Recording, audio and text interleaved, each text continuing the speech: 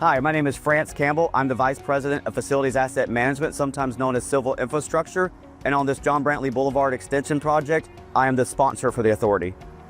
The JBB extension project is about extending the roadway here. I'm also widening the roadway to accommodate our growth in traffic and also to increase the curb length on Terminal 2. We're currently in the first phase of the project, which is the utility relocation package. This is where we're actually relocating the sewer, the water, the natural gas, the power, and the fiber optic infrastructure. The next phase that people can really expect is the starting of the widening and the construction of the interim curb. This will actually be starting in about a year, next summer, and that's when vehicle traffic will start to feel the first impacts. If you're coming to Terminal 1, Terminal 2, everyone uses this roadway. It's essential and vital to the airport's operation. And by us improving the traffic congestion and the safety of this roadway, it will help us in our vision of delivering a world-class airport experience.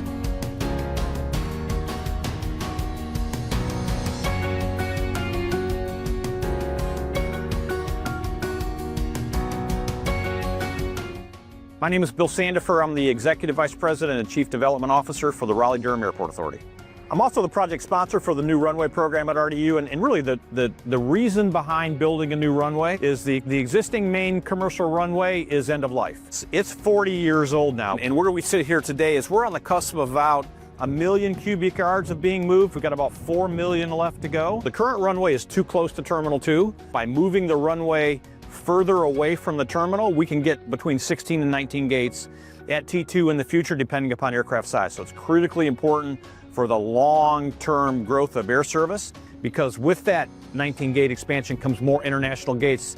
But the earthwork is important, but there's multiple other components. Pretty important part of the project, we have to move Lumley Road, because Lumley Road is currently too close to the end of 2-3 right, and we need to move it outside of what's called the runway protection zone. We will begin construction on Lumley Road in about the next 90 days and be done in the summer of 2028. Then we can take out the current Lumley Road, regrade everything, and position us for the opening of the entire new runway in June of 29.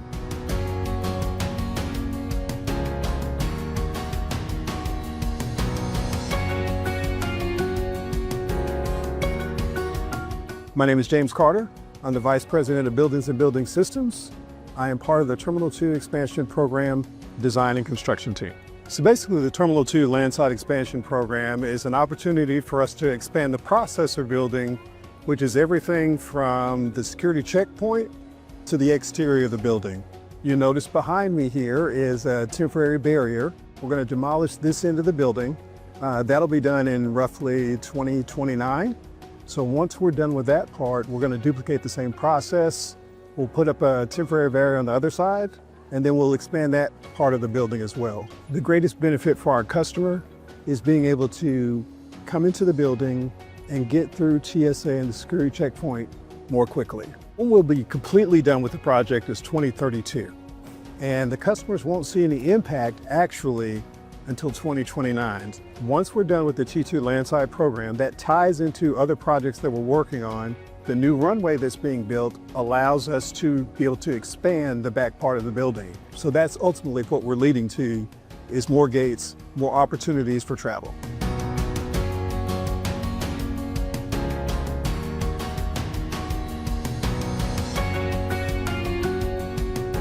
My name's Charlie Tennant. I'm a project manager with Buildings and Building Systems here at RDU, and I've been lead on the customer amenity building, which is a part of the overall Park Economy 3 expansion project. So this is really the final phase of this project. Right now we have 5,000 spaces open and being used. We hope to continue to open spaces as they become complete, so that by the end of the year we'll have all 11,000.